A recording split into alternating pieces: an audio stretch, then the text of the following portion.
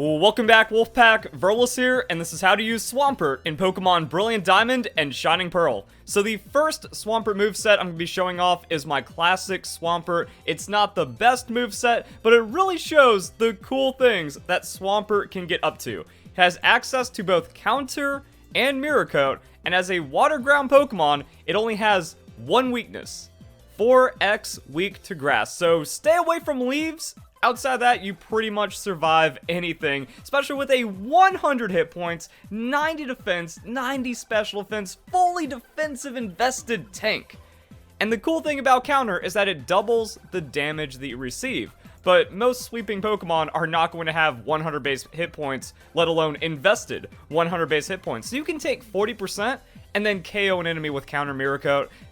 Other things happen. Citrus Berry just gives you more effectiveness and more potential just return hits. The ideal scenario is that you just go 2 for 1. You eat a hit, counter, eat a hit, or eat a hit, Citrus Berry, counter, eat a hit, Mirror Coat, eat a hit, finally get KO'd. But hey, you were able to do some pretty cool stuff and just completely shut down the opponent's momentum.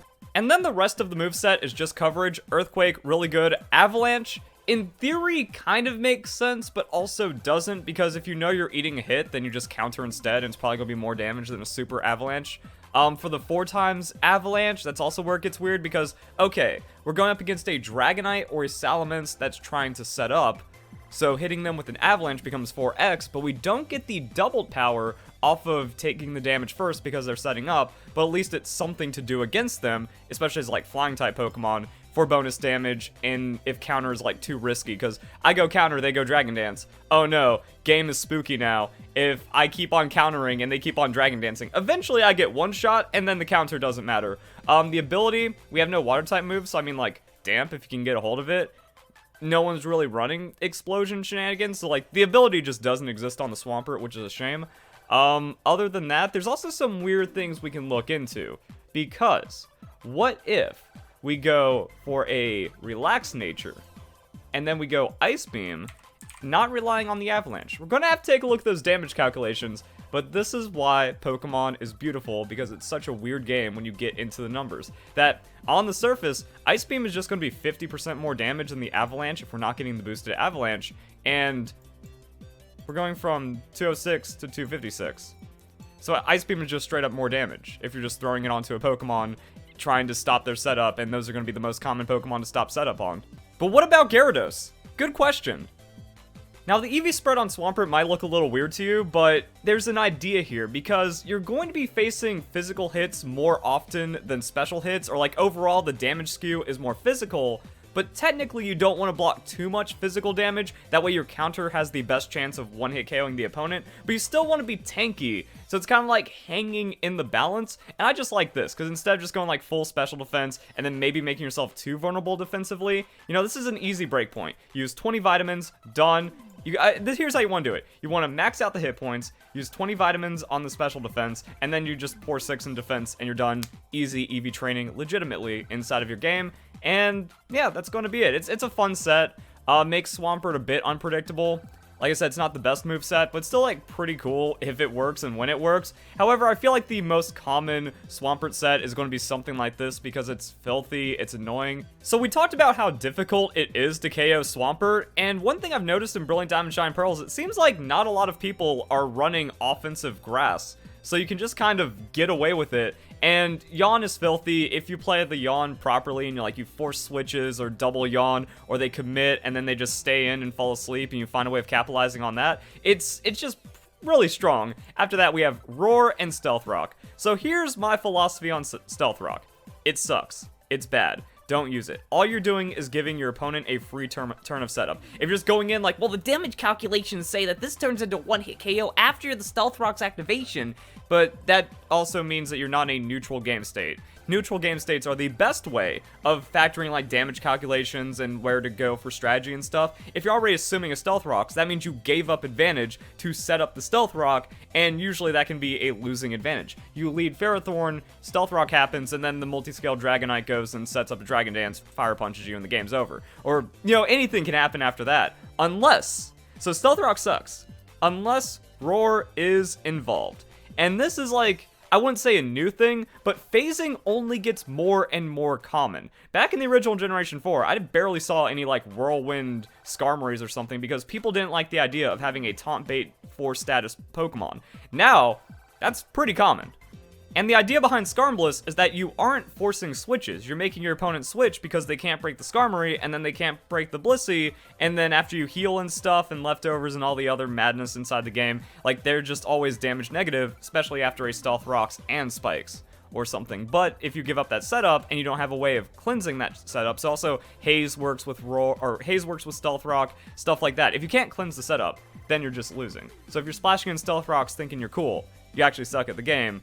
But if you pair with Roar, now you're actually accomplishing something with it, and I hate that it's becoming more common, not just because I'm a setup tank player, but also just because it's a bad strategy unless you have to do this. But then people don't like doing that because you have a Pokemon that's now missing 2 move slots. If you go up against Hyper Offense, you just lose. And now we're not even talking about Swampert, we're just talking about the strange progression of the metagame throughout the history of Pokemon, which kind of folds back into 1 or 2 moves you might incorporate onto the Swampert. But the weird thing for me is that, yeah, phasing, like I said, it's gotten more and more common, but it was still fairly uncommon until, like, Season 3 of the Pokemon Sword and Shield Battle Stadium, where people just were, like, winning so hard with setup in the early days of Pokemon Sword and Shield that in 3v3 singles, people were bringing 2 anti-setup Pokemon. Like, there'd be Trick Scarf, there'd be Roar, there would be Haze, there would also just be taunts everywhere. So, I mean, like, that's a thing.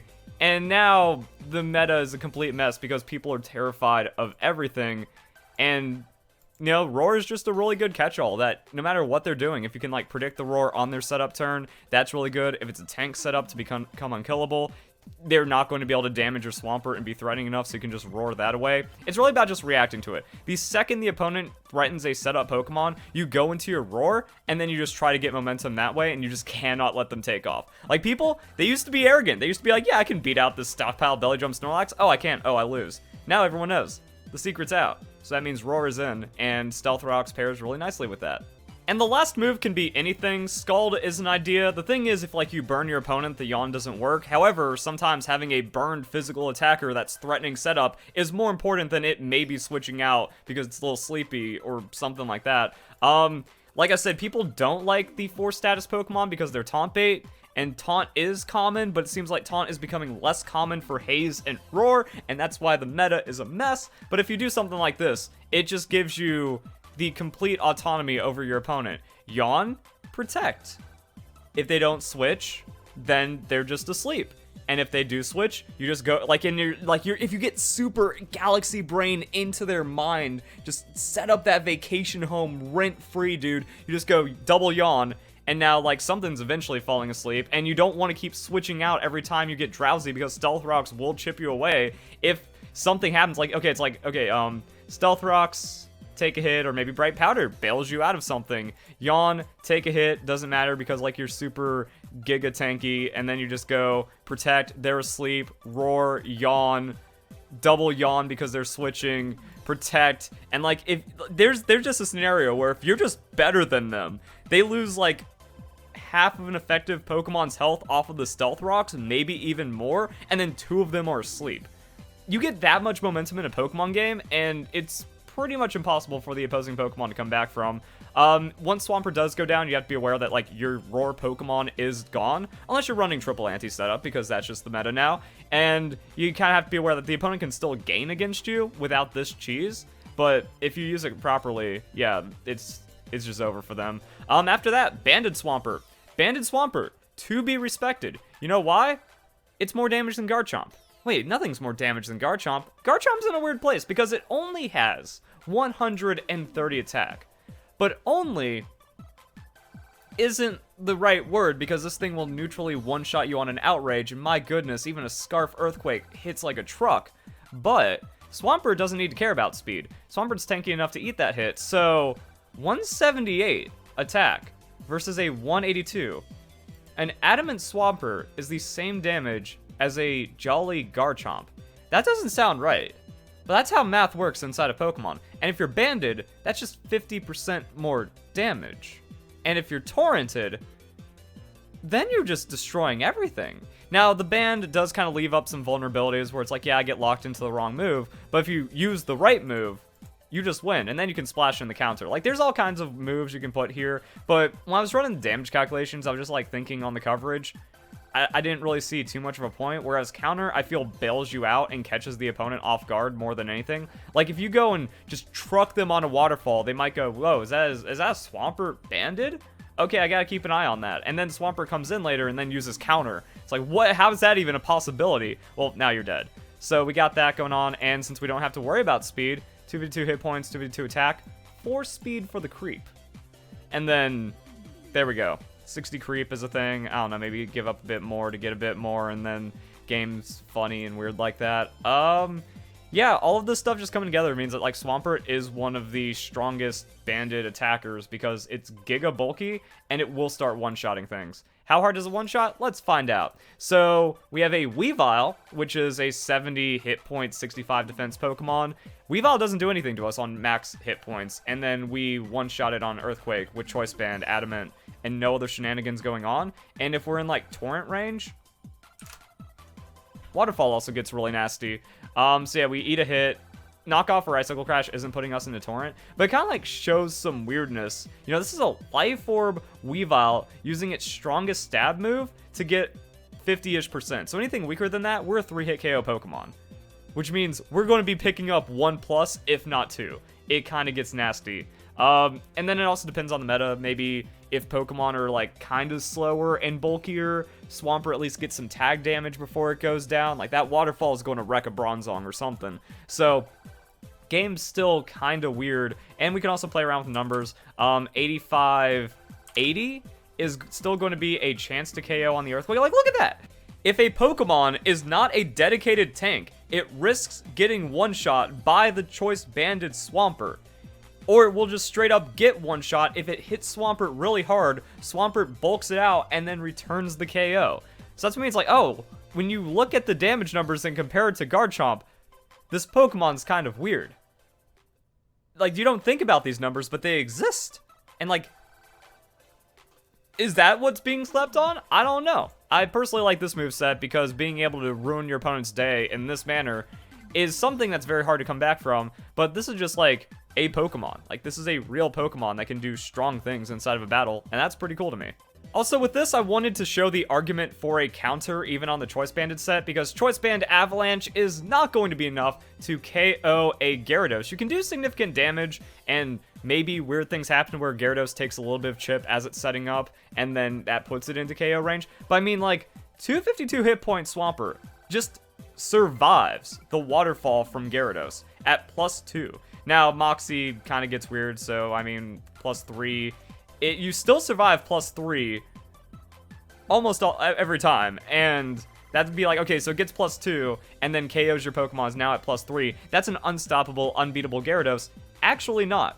Or if it just goes, like, +1 into Moxie, or maybe it's running Intimidate, because Intimidate's still really strong, or finds... Like, if it has +2 attack for any reason, you're still okay as a Swampert. And that's why you just eat that, you counter it, and then the Pokemon that was going to run over your entire team doesn't. And you also maybe have an option or something outside of that. So yeah, the Banded Swampert, good.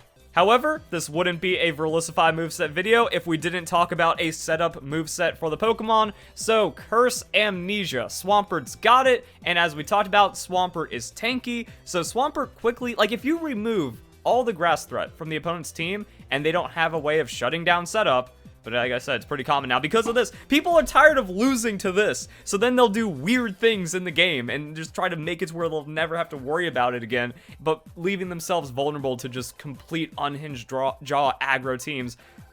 I don't know, are we going to be in a cyclical meta forever, or will something be solved? Who even knows at this point? Pokemon's weird. We got Curse, Amnesia, and like, yeah, set up 2 curses, go Chesto, Resto, maybe you need an Amnesia in there. That's going to make you super fat against special attacks. Avalanche, it's 16 PP, it's not crazy, but this is what we get. And again, like, no water moves. Why no Earthquake? Because a flying type Pokemon. If I spend all this time setting up and becoming unkillable, and like unstoppable and just a one-shotting machine, why would I just want to lose if they have a flying or a levitate Pokemon, which is super common. Sounds kind of silly. Same thing for the water. I don't want that stray Rain Dish Gastrodon to shut me down, or water absorb Pokemon, or dry skin or something weird. So Avalanche hits everything neutral, and the 120 base power, that's the same as a waterfall. So if you have a waterfall, but you're pretty much just like getting hit every time for Avalanche and returning damage, that's just the weird thing about unskilled Pokemon players. They don't have the basic comprehension skills and inner monologue to think through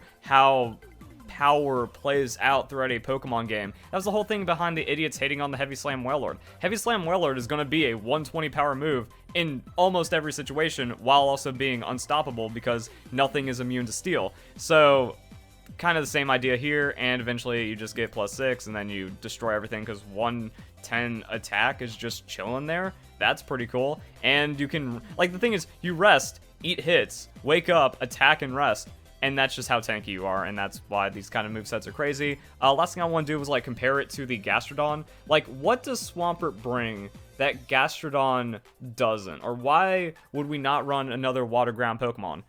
What is, like, the tankiness of, you know, Swampert over the Gastrodon? So if we go and bring this back, we have 207, 128, 135 for the Swampert, 218, 120, 113 for the Gastrodon. So Swampert, actually tankier than the Gastrodon.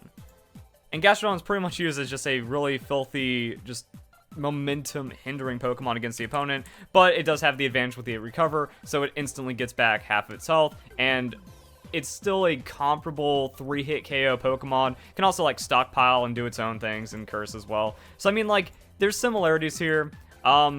If you're running Gastrodon offensively, I feel like an offensive Swampert is better. If you're running setup, I feel Gastrodon is better because of that recover. And if you're doing stall, Gastrodon doesn't get to yawn, roar, stealth rock like this because he doesn't have any phasing. So different Pokemon for different goals, but yeah, like the Swampert, if you're like, oh man, Gastrodon, why is it so filthy? Swampert's actually in the same tier of filth, and that's kind of surprising, while also being potentially harder hitting than Garchomp.